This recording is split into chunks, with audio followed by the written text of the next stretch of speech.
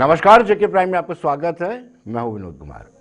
12 जानों के लिए कौन जिम्मेदार है ये इंक्वायरी कमेटी बताएगी, लेकिन इंक्वायरी तो इनिशिएट कर दी गई, लेकिन कोई ना कोई तो जिम्मेदार है। हर कोई चाहता है, जो माता वैष्णो देवी के श्रद्धालु हैं वो चाहते हैं कि 1 जनवरी को माता के चरणों में शीश झुकाया जाए ताकि नया साल जो है बेहतर रहे। लेकिन बोर्ड, प्रशासन, पुलिस, इनकी भी रिस्पॉन्सिबिलिटी रहती है कि कहीं ना कहीं व्यवस्थाएं अच्छी से करें, कहीं भगदड़ ना मच जाए। लेकिन ऐसा ही हुआ 1 जनवरी 2022 को देर रात ऐसा ही हुआ। लोगों में भगदड़ मच गई और 12 लोगों की जानें चली गई। इस पर चर्चा करेंगे। हमारे साथ शाम सिंह जी हैं, वो बारीदार संघर्ष समिति के अध्यक्ष। शाम सिंह जी, आपका स्वागत है।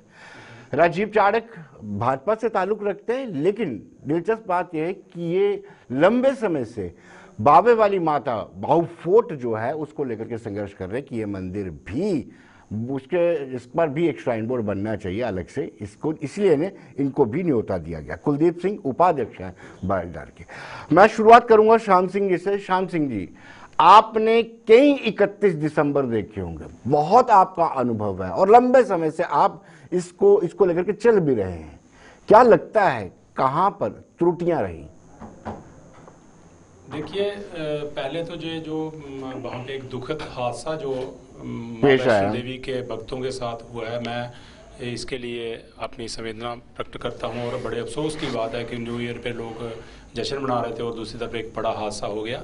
लेकिन इसके लिए मैं श्राइन बोर्ड प्रशासन को ही जिम्मेवार ठहराऊंगा, क्योंकि जबकि वहाँ पे एक सुविधा जो है वो अगर 25,000 यात्रियों की थी तो 2 या 1.5 लाख यात्री वहाँ पे भवन पे क्यों जाने दिया, ये एक बड़ा कारण उस हादसे का है जी। लेकिन कहा जाता है कि वहाँ पे आपस में 2 गुटों में लड़ाई हुई, इसकी वजह से हुआ, ऐसे सब स्मूथ चल रहा था।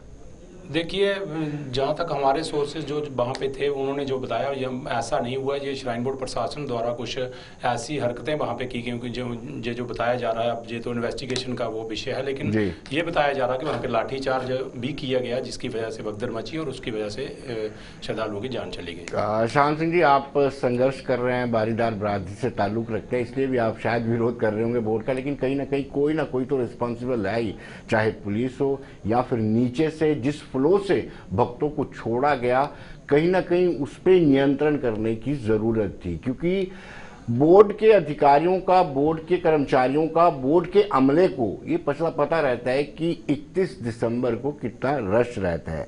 राजीव जी, आपको क्या लगता है कि क्या होना चाहिए था, और अब अगर कोई संलिप्त पाया जाता है तो उसके खिलाफ सख्त कार्रवाई होनी चाहिए? विनोद जी, ऐसा है जी कि संपूर्ण भारत में इस वक्त कोविड की एसओपी जारी हुई है जी।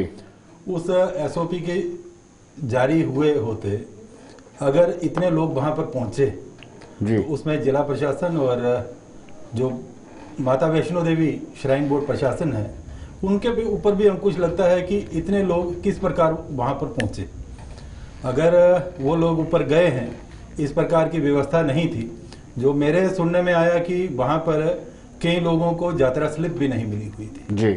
तो जब यात्रा स्लिप नहीं मिली तो जो बाणगंगा के ऊपर बैरिगेटिंग है, बड़ी कड़ी है, तो वहां के कर्मचारी कहाँ थे जी।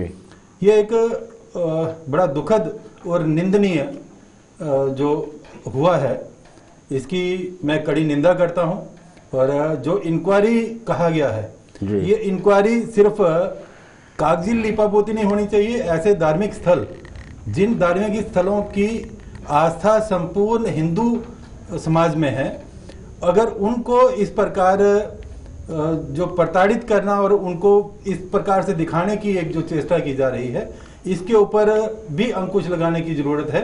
मुझे लगता है कि इसमें जो ये भगदड़ मची, इसमें कुछ ना कुछ साजिश रही होगी। अब इंक्वायरी जो है, इंक्वायरी अगर प्रॉपर होती है तो मुझे लगता है कि ये सब तथ्य सामने आएंगे कि कुछ जो वहाँ दर्शन श्रद्धालु थे, उन श्रद्धालुओं का कहना है कि वहाँ 2 गुटों में लड़ाई हुई। कुछ कहते हैं कि लड़ाई के साथ वहां किसी ने एक र्यूमर फैला दिया कि चीता आया।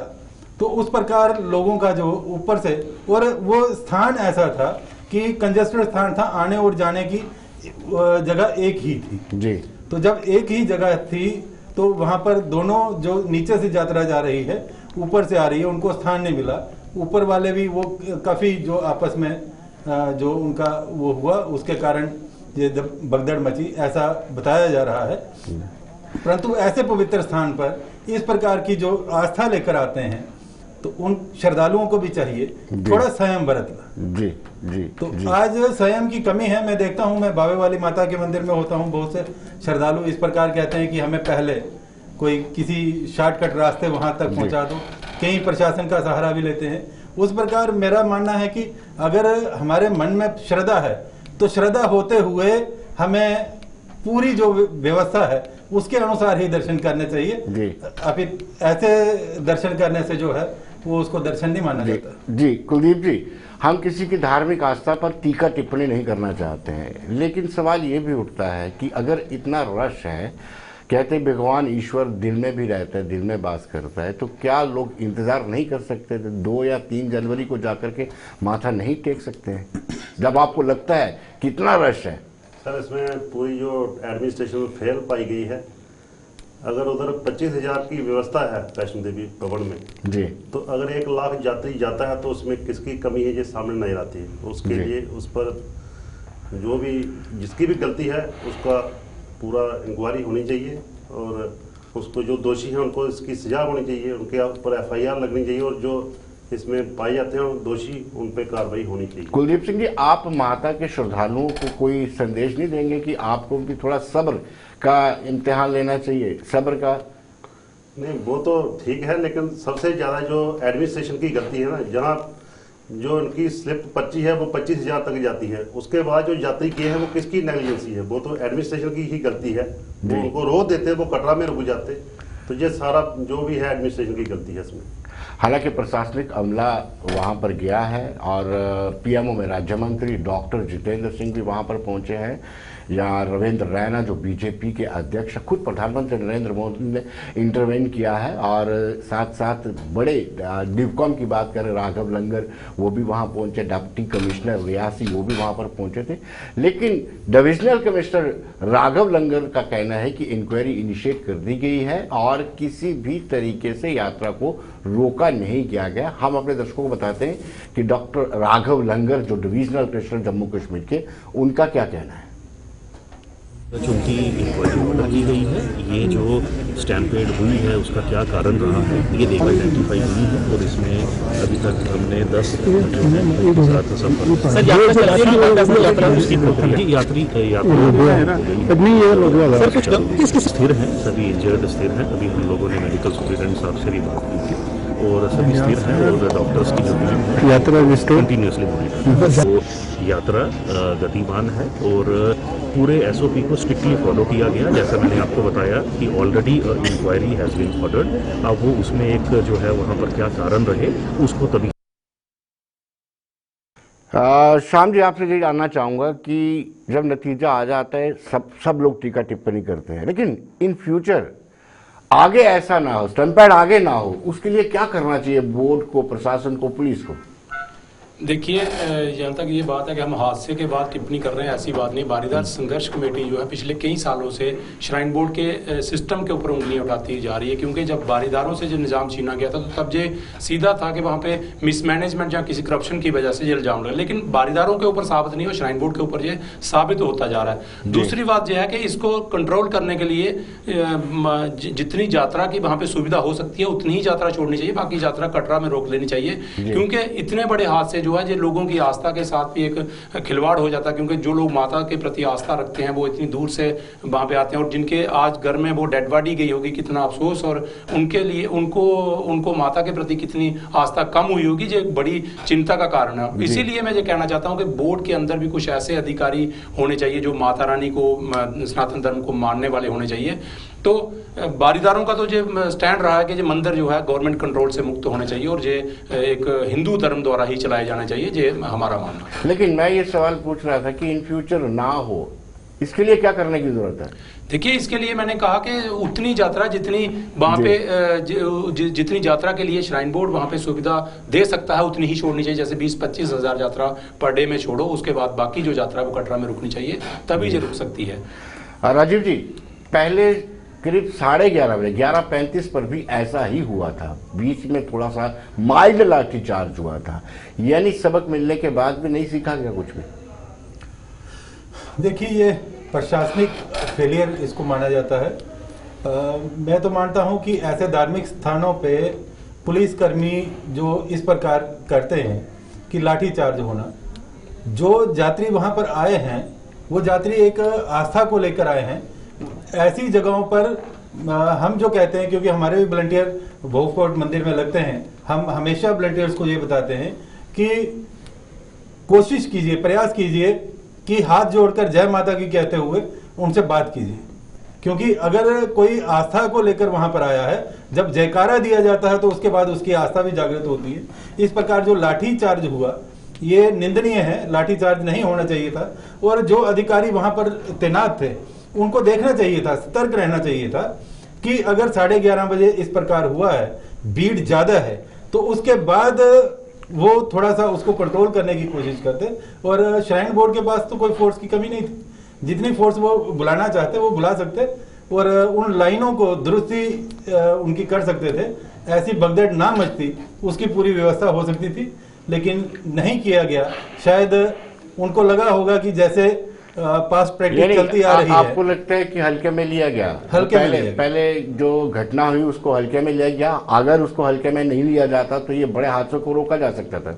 बिल्कुल जी, इसको बहुत हल्का लिया गया। अगर लगता है कि जहां पर बहुत सी दुनिया एकत्रित हुई है, इतने श्रद्धालु एकत्रित हुए हैं, हर एक श्रद्धालु के मन में उस प्रकार का नहीं होता, बहुत से श्रद्धालु जल्दी में होते हैं। और मेरा बार बार यही एक संदेश है कि अगर हम श्रद्धा को लेकर किसी मंदिर में जा रहे हैं तो हमें स्वयं बरतने की जरूरत है। अगर हम वहां पर भी जाकर, माँ के दरबार पर भी जाकर इस तरह का हुड़दंग करेंगे तो हमें, हमारी वो श्रद्धा जो है वो श्रद्धा कहाँ गई जी। इस श्रद्धा को बरकरार रखते हुए हम लोग अगर आगे बढ़ें, माँ के दर्शन करें। हम बहुत बार कोशिश करते हैं, प्रशासनिक जो सिफारिश लेते हैं या वहां पर जो एम्प्लॉइज हैं उनकी सिफारिश लेते हैं, सिफारिश लेकर दर्शन करना जी। तो जो लाइन में लगा है, क्या माँ उनको शुभाशीष देगी जी कि जो उन सबको बाईपास करके आके सबसे पहले लाइन में लगता है। जी। क्या कुलदीप जी ऐसा भी है कि वीआईपी दर्शन भी एक नया कल्चर बन गया है? वो भी एक आम श्रद्धालु होता है, उसको कहीं ना कहीं लगता है कि ये वीआईपी लोग रॉन्ग साइड से आकर के दर्शन करते हैं। वो भी है, जो लाइनों में लगे हैं उनको 6 घंटे लग जाएंगे, 8 घंटे। जो वीआईपी आएगा उसको सीधे दर्शन होते हैं। और उसमें ऐसा भी है, जैसे कोई श्राइन बोर्ड के एम्प्लॉइज हैं, कुछ 4th क्लास में या कुछ भी हैं, उनके अपने कंटैक्ट होते हैं। जैसे यात्री दिल्ली से, बम्बे से चलता है तो उनको फोन हो जाते हैं पहले से जी। जैसे उधर पहुंचता है तो वो सीधे उनके दर्शन वीआईपी हो जाएंगे और उनकी जेबें भी गर्म होती हैं। इससे वो करप्शन का भी उधर अड्डा बना हुआ है जी। इसकी भी इंक्वायरी होनी चाहिए। और अगर एक गवर्नमेंट ने, उस श्राइन बोर्ड ने ऑर्डर निकाला है कि 25,000 हम स्लिप देते हैं रोज की जी, तो 25,000 के बाद यात्रा बंद होनी चाहिए जी। वो कटरा में रहने की व्यवस्था है तो रुक सकती है, तो वो आगे क्यों गई? वो जी। सारा जो है ये एडमिनिस्ट्रेशन की गलती है। इनके पास फोर्सें हैं, चेक पोस्टें हैं, हर जगह चेकिंग होती है, तो ये सारा इन्हीं की गलती की वजह से जो भी हुआ है। क्या लाठीचार्ज भी एक कारण हो सकता है? लाठीचार्ज की वजह से तो हुई है भगदड़ जी। वो तो सामने दिखता वही कारण हुआ है जी। लेकिन हम जी, इसमें मैं एक बात कहना चाहूंगा कि जो आपने प्रश्न पूछा कि माँ के दरबार में वीआईपी कल्चर, मैं तो कहता हूं कि माँ के दरबार में राजा और रंक एक बराबर है। और वीआईपी कौन, पहले तो उस वीआईपी का वो देखना पड़ेगा कि वीआईपी है कौन। यानी हर एक एम्प्लॉय जिसकी अप्रोच है, हर एक लाला जिसकी अप्रोच है, हर एक पैसे वाला जिसकी अप्रोच है, वो वीआईपी है। और ये कल्चर जो एक शुरू किया है श्राइन बोर्ड द्वारा कि इतने की पर्ची कटवाओ और वीआईपी बन जाओ, ये समाप्त होना चाहिए ताकि आम लोगों को जो है वो प्राथमिकता मिल सके जी। और वीआईपी कल्चर का सिस्टम जो है वो मंदिरों में ना हो, इसके ऊपर प्रशासन को एक निर्णय लेना पड़ेगा जी। लेकिन हम सभी यहाँ पे बैठे हुए पूरी संवेदना व्यक्त करते हैं उन परिवारों के साथ। और मैं बताऊंगा कि अजय नंदा जो फॉर्मर वहाँ के एमएलए हैं वो भी वहाँ पर पहुँचे थे और उन्होंने भी संवेदना व्यक्त की और कहा कि पहले दिन, साल का पहला दिन 2022 के पहले दिन ही जिनके घरों में ये शव जाएंगे उन पर क्या बीतेगी और क्या सोच कर के वो आए थे कि माँ का आशीर्वाद लेंगे, लेकिन वहाँ पर उनको अपनी जान गंवानी पड़ी। आइए देखते क्या कह रहे हैं अजय नंदा का। ऐसा जो है माँ के दरबार में ऐसा पहली बार देखने को आया है कि जैसे ये घटना घटी है। और सुनने में जो प्रीमा फेसाई यही आ रहा है कि वहाँ बहुत ज़्यादा रश था। रश में कुछ ग्रुप में क्लैश हुआ और आपस में जो बहस मुहावरे के बाद वो जो धक्का मुक्की के बाद जो है ये इंसिडेंट घटा। अब इसके लिए जो है एक हाई लेवल की कमेटी भी गठित की गई है गवर्नर मनोज सिन्हा जी के द्वारा, जिसमें चीफ सेक्रेटरी, जिसमें टीम और ADGP 3 लोग इस कमेटी में रहेंगे। बाकी इस समय ये कहना मैं समझूंगा कि ये गलत होगा। कमेटी में पूरी रिपोर्ट आएगी, फिर हम ये जो है ये चीज़ क्लियर हो पाएगी कि एग्जैक्टली। श्याम जी, क्या आपको लगता है कि कमेटी जस्टिस कर पाएगी? कमेटियाँ गठित होती हैं, हमने बहुत मरतबा देखा है कि एक्सीडेंट्स होते हैं। अगर हम असवाई डोडा की बात करें, चुनाव में बसेस गिरते हैं, उसके बाद कमेटियाँ गठित होती हैं, कमेटी अपनी रिकमेंडेशन देती हैं, और कुछ भी नहीं निकलता। क्या इस कमेटी से आपको कोई उम्मीद है? देखिए, यहाँ तक कुछ सरकारी लोगों से हमें बात सुनने में मिल रही है, जैसे मीडिया के जरिए भी कुछ सामने आ रही है कि जहाँ पे 2 गुटों का आपस में क्लैश हुआ। जहाँ तक हमारे सोर्स जो हम वहाँ पे कटरा में रहते हैं लोकल, जो हमें पता चला कि वहाँ पे लाठीचार्ज किया गया। तो मैं ये कह रहा हूँ कि अगर जिस मसले को दबाया जाएगा तो फिर तो गलत बात है। मैं कहता हूँ इंक्वायरी होनी चाहिए, लेकिन इंक्वायरी जो है थोड़ा सा प्रश्न चिन्ह इंक्वायरी के ऊपर उठता है, क्योंकि अगर देखिए श्याम जी, अभी उन्होंने अपनी रिकमेंडेशन नहीं दी है इंक्वायरी ने, आप पहले से ही प्रश्न चिन्ह लगा रहे हैं। नहीं सर, उसमें प्रश्न चिन्ह इस वजह से है कि चूंकि जहाँ पे LG साहब जो हैं वो चेयरमैन श्राइन बोर्ड हैं, अगर उनके अंडर कोई एम्प्लॉइज जो काम करने वाले वो अगर इस कमेटी के कहीं मेंबर होते हैं तो कहीं ना कहीं थोड़ा सा हम चाहते हैं कि इसकी फेयर इंक्वायरी किसी रिटायर्ड जस्टिस से, जहाँ को सेंटर की ऐसी टीम से होनी चाहिए, ताकि लोगों को सच सामने आए। नहीं तो लोगों को विश्वास नहीं होगा, क्योंकि इसमें कुछ चीजें ऐसी पीछे भी हुई हैं जिसमें इंक्वायरी प्रॉपर नहीं, श्राइन बोर्ड द्वारा बहुत से गलत काम वहां पे किए गए। अब मैं गिनाऊंगा तो ज्यादा लंबा हो जाएगा, लेकिन आज हम इसी पर महदूद रहेंगे जो वहां पर हादसा हुआ है। नेचुरली तभी हम ये चाहते हैं कि इसी के ऊपर फोकस रहे, और हम चाहते हैं कि फेयर इंक्वायरी होनी चाहिए। इस तरीके की इंक्वायरी नहीं होनी चाहिए कि 2 मिनट के लिए आप वहां पे बाबाई लूट लो और बाद में कुछ भी ना निकले। हम चाहते हैं कि जो श्रद्धालु जो थे माता के, जो इतनी आस्था माता के प्रति रखते थे, उनकी जानें वहां पे गई हुई हैं, और पूरे हिंदुस्तान के जितने भी हिंदू भक्त हैं उनकी आस्था का सवाल है, इसलिए प्रॉपर इंक्वायरी होनी चाहिए, ये मेरा मानना है। राजीव जी, मुझे नहीं लगता है कि क्रिटिसिज्म करना चाहिए, criticism for the sake of criticism होना चाहिए, लेकिन इतना तो जरूर है कि कम से कम इन फ्यूचर ना हो, इस पर तो चर्चा की जा सकती है। आपका क्या कहना है कि दोबारा भविष्य में स्टैम्पेड ना हो, इस तरह की भगदड़ ना मचे जिसमें लोगों को अपनी जानें गंवानी पड़े? देखिए, आवश्यकता है कि श्राइन बोर्ड जो है उसके चेयरमैन माननीय उपराज्यपाल जी हैं जी, वो इसका संज्ञान लेते हुए कि ये किस प्रकार से हुआ, और भविष्य में इस प्रकार की जो एक कड़े निर्देश जारी हो जाने चाहिए कि कोई भी व्यक्ति बिना यात्रा स्लिप के वहां तक ना पहुंच पाए। यात्रा के बिना के जो यात्रा स्लिप है उसके बिना जब कोई व्यक्ति वहां पर जाता है, अगर एक व्यक्ति जाएगा तो इसका मायने है कि कहीं औरों को भी रास्ता मिलेगा। ये कल रात्रि भी इस प्रकार से हुआ। यहाँ तक बात है कि ये भगदड़ मचना, भगदड़ जो है ये किस प्रकार से हुई, 2 गुटों में जैसे बताया जा रहा है कि लड़ाई हुई, तो इसके ऊपर जो इंक्वायरी है, इंक्वायरी का जो विश्वास लोगों को रखना पड़ेगा, क्योंकि माननीय उपराज्यपाल जी मुझे लगता नहीं कि इसमें हस्तक्षेप करेंगे कि कोई फेवरेबल किसी को बचाने के लिए, क्योंकि केंद्र में भाजपा सरकार है और भाजपा कभी भी इस प्रकार का जो जम्मू कश्मीर में भी आप ही की सरकार है, भाई भतीजाबाद हमारी सरकार ने, यहाँ माननीय उपराज्यपाल जी प्रशासन कर रहे हैं जी, तो माननीय उपराज्यपाल जी देखेंगे और इसके ऊपर माननीय अमित शाह जी इसको देख रहे हैं, तो उनकी देखरेख के ऊपर हमें विश्वास रखना चाहिए कि इंक्वायरी फेयर होगी और लोगों को जो है वो इंसाफ मिलेगा। कोई भी जो मरने वाला है उसके साथ बेइंसाफी नहीं होगी, भविष्य में ऐसा ना हो इसके लिए जो है वो चिंता की जा रही है जी। इंसाफ होगा, इंक्वायरी फ्री एंड फेयर होगी, ये उम्मीद है हमें भी, आप सबको भी। लेकिन कुलदीप सिंह जी, कहीं ना कहीं फेलियर रहा है एडमिनिस्ट्रेशन का, ये हमें मान के चलना चाहिए। वो इसलिए रहा है कि हर साल 31 दिसंबर को क्राउड ज्यादा रहता है और ये क्राउड इतना बढ़ जाएगा और भगदड़ मचेगी, ये किसी ने सोचा नहीं था। शायद इस पर लापरवाही रही है। सर जैसे अभी बोल रहे हैं 2 गुटों में लड़ाई हुई है, ये तो एक बहाना बनाया जा रहा है जी। अगर आप उधर से यात्रा 20,000 या 25,000 उधर व्यवस्था है तो आप 25,000 छोड़ें तो ये लड़ाई होती ही नहीं। अगर आज जो लड़ाई का बहाना बना, कुछ ही बना, ये सारा गवर्नमेंट फेलियर का जो सिस्टम है उसकी वजह से हुआ है जी। तो आइंदा के लिए इनको भविष्य में उतनी ही यात्रा छोड़नी चाहिए जितनी उधर समा सकती है। और जो मंदिर है, हम ये भी डिमांड करते हैं रात को मंदिर बंद भी रहना चाहिए। 24 घंटे जो मंदिर खुला रहता है, और भी मंदिर हैं रात को उनके कबाड़ बंद रहते हैं। इन्होंने अपना बिजनेस बनाया हुआ है श्राइन बोर्ड ने। एक प्रसाद की दुकान जो 10-10 करोड़ में लोगों को टेंडर में दे रहे हैं, वो जो टेंडर 10 करोड़ का लेगा वो यात्रियों को क्या देगा, वो तो लूट ही मचाएगा। तो ये अपना बिजनेस बढ़ा रहे हैं हर जगह देखो। इसके लिए इनको ये बिजनेस थोड़ा कम करके यात्रा की सुविधा के लिए सोचना चाहिए, और मंदिर को, माता रानी को भी ध्यान में रखते हुए उसको मंदिर को भी थोड़ा सा रात को बंद रखनी चाहिए उसके कबाड़। लेकिन कहीं ना कहीं राजीव जी, जिन लोगों ने अपनों को खोया है वो बड़े भयभीत हैं, जिन्होंने ये उस मौके पर वहाँ पर मौजूद थे, देखा, और जिन्होंने खासतौर पर अपने लोगों को खोया है।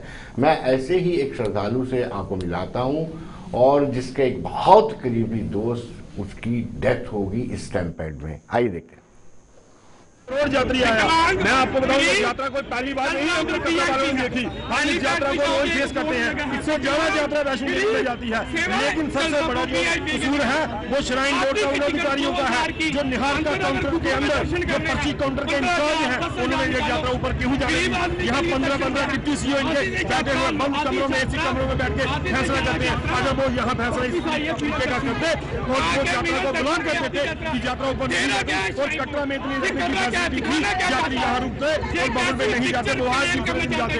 लेकिन इसमें सबसे बड़ा जो कसूर है वो श्राइन बोर्ड का है कि जिन्होंने यात्रा बंद नहीं की। अगर वो बंद करते और बाकी जगह पे अगर मैसेज कर देते कि यात्रा बंद है तो वो यात्रा बंद हो जाती है। ये कोई नई चीज नहीं है कि यात्रा बंद होता, पहले भी यात्रा बंद होती थी, पहले भी वोटिंग होती थी। 10 बजे के बाद यात्रा को पर्ची नहीं दी जाती थी जो वैष्णो देवी में जाते हैं। लेकिन अभी इन्होंने पर्ची 10 बजे के बाद क्यों बोली, यात्रा क्यों बन गई, इसका जिम्मेवार श्राइन बोर्ड है। देखा आपने कहीं ना कहीं लोगों में नाराजगी है श्राइन बोर्ड को लेकर के, और खासतौर पर कल में जो अव्यवस्था हुई है उसको लेकर के लोग नाराज हैं। क्यों रजत भाई?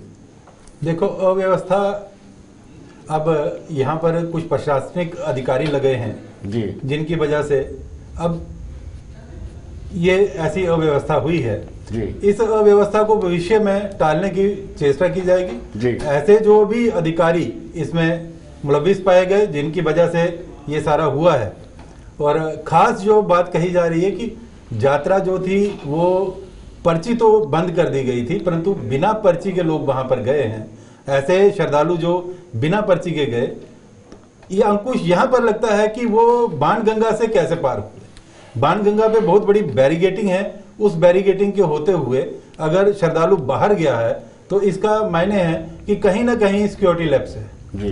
कि अगर श्रद्धालु वहां पर ऐसा जा सकता है तो कल को जैसे कहा जाता है कि जम्मू कश्मीर के जितने भी मंदिर हैं वो अंत के साए में हैं, तो फिर ऐसे में, क्योंकि हर वर्ष सबको पता है कि जम्मू के माँ वैष्णो देवी के दरबार में 31 दिसंबर को भारी रश होता है, बावे वाली माता के यहाँ भारी रश होता है।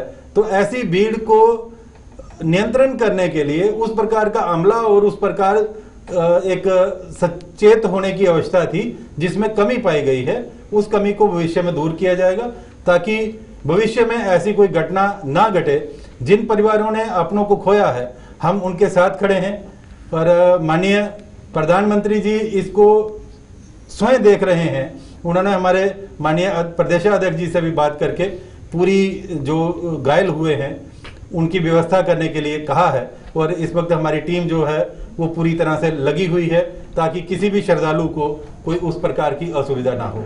श्याम सिंह जी, कई एक जो बात आपने कही है कमेटी को लेकर आपने संशय जाहिर किया है, लेकिन आपको विश्वास तो करना पड़ेगा सीएस की अगुवाई में ये जांच होगी, क्योंकि सरकार गंभीर है, केंद्र सरकार भी गंभीर है, और साथ ही साथ जम्मू कश्मीर में यूटी सरकार भी साफ तौर पर गंभीर नजर आती है।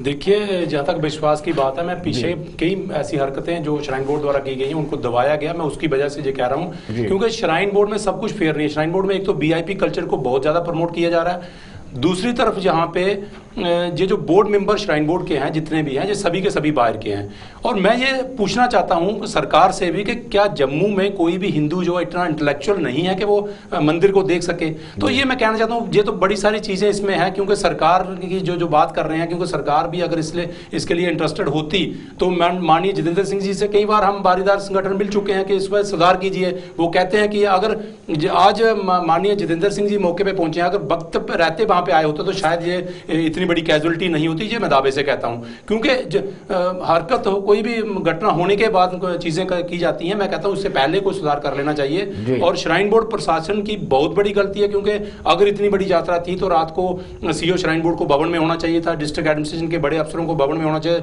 जबकि वो सारे ऑफिसर वहां पे नहीं थे। वो भी एक कारण इसका हो सकता है। तो चलो इसमें तो ज्यादा बातें कर रहे हैं, हम चाहते हैं इंक्वायरी। लेकिन श्याम जी, अगर लोकल मेंबर भी होता, सपोज आप में श्राइन बोर्ड में लोकल जम्मू का एक डोगरा मेंबर भी होता, तब भी हादसा थोड़ा ना रोक सकते थे। नहीं सर, रोक सकते थे, क्योंकि लोकल, आप बताइए वहां पे जो लोकल प्रशासन है उसकी लापरवाही, उन्होंने लापरवाही की, यात्रा स्लिप के बिना लोग ऊपर चले गए। देखिए कि ये जो लोकल, मैं इसलिए कह रहा हूँ कि लोकल अगर मेंबर होते तो उनको पता रहता है कि वहाँ पे कौन कौन से कमजोरियां जो हैं एडमिनिस्ट्रेशन द्वारा की जा रही है, क्योंकि यहाँ पे सारा सिस्टम जो है जो इन्हीं लोगों के हाथ में है। लोकल लोगों की बिल्कुल नहीं वहाँ पे सुनी जाती, कौन सी चीज़ें वहाँ पे सुधार कर सकती हैं, क्योंकि लोकल लोगों को ज़्यादा पता, जिन्होंने हज़ारों साल वहाँ पे जो सिस्टम चलाया उनको ज़्यादा पता है कि किस तरीके से यात्रा चलानी चाहिए। उन लोगों की बिल्कुल राय नहीं ली जाती, इसी वजह से ये सारा हो रहा है। क्योंकि जहाँ पे बड़े अधिकारी जो हैं जो सिर्फ VIP कल्चर को प्रमोट करते जा रहे हैं और VIP लोगों को ही वहाँ पे सुविधा दी जा रही है। कुलदीप सिंह जी, आपको लगता है कि जो स्टेक होल्डर्स हैं, जो स्थानीय लोग हैं, उनकी भी इन्वॉल्वमेंट होनी चाहिए, उनसे भी पूछा जाना चाहिए जब कोई फैसला लिया जाता है? सर, हम बारीदार लोग हैं, हमने तो इस मंदिर को कितनी देर चलाया है जी, तो हमें तो नॉलेज ही था। बाकी अगर लोकल लोगों से, कटरा के हैं, जम्मू से हैं, कुछ अगर आए मेंबर होते तो जैसे इनकी कोई कमेटी मीटिंग होती है उसमें हम अपने सुझाव देते, लेकिन ये श्राइन बोर्ड वाले ये सुनते ही नहीं है। आज तक किसी लोकल जम्मू का, कटरा का, किसी की बात ये सुनते ही नहीं है। तो ये जो अपनी मनमर्जी कर रहे हैं, तो आज यही सवाल है कि अगर 25,000 यात्रा उसके बाद बंद कर देते स्लिप, तो ये हादसा ही नहीं होता। तो जो भी हुआ है ये इनकी लापरवाही से हुआ है। तो इसके लिए इनको आगे के लिए ये संज्ञान लेना चाहिए कि जैसे 25,000 है, 30,000, उससे ज़्यादा यात्रा बिल्कुल नहीं जानी चाहिए। अगर बिना 25 की यात्रा गई है तो सारी इनकी गलती से गई है। आखिरी सवाल राजीव जी, आपको लगता है कि बोर्ड को ऑन करना चाहिए कि उसका लैप्स रहा है, सिक्योरिटी लैप्स रहा है, या किसी न किसी तरीके से लापरवाही रही है? मैं कहता हूं कि बोर्ड ही नहीं, माननीय उपराज्यपाल जी इसके चेयरमैन हैं, उन्होंने इसकी नैतिक जिम्मेदारी लेनी चाहिए जी। क्योंकि बोर्ड मेंबर, जैसे श्याम सिंह जी ने कहा कि बोर्ड मेंबर जितने भी बनाए गए हैं वो अधिकांश जम्मू कश्मीर के बाहर से हैं जी। और जब बाहर से मेंबर हैं तो वो जितने भी यहाँ जम्मू आते हैं और आकर हेलीकॉप्टर में वहां पर जाना, रास्ते में क्या जो श्रद्धालुओं को असुविधा हो रही है वो नहीं मान पाते। तो इसलिए चाहिए कि जो रास्ते की श्रद्धालुओं को असुविधा होती है उसको बांटने वाला भी चाहिए। और अगर स्थानीय मेंबर होंगे तो वो टाइम टू टाइम वहां प्रवास कर पाएंगे, वहां पर टूर कर पाएंगे। ये बाहर से जब जितने भी रखे गए हैं इसके बोर्ड मेंबर्स, वो जब भी मीटिंग्स होती हैं तभी यहाँ जम्मू कश्मीर में दिखते हैं। उसके अलावा हमने कभी नहीं देखा कि कोई बाहर का सदस्य वैसे टूर करके जो श्रद्धालुओं की असुविधा है उसको भांप रहा है। राजीव जी, समय का अभाव है, आप हमारे कार्यक्रम में आपका बहुत बहुत शुक्रिया। श्यामलाल जी, आपका भी बहुत बहुत शुक्रिया। कुलदीप जी, आपका भी बहुत बहुत शुक्रिया। वेल दर्शकों, कहीं ना कहीं संवेदना पूरे देश के उन परिवारों के साथ है। तो दर्शकों, बने रहिए देश दुनिया की खबरों के लिए और मुझे दीजिए इजाजत। नमस्कार।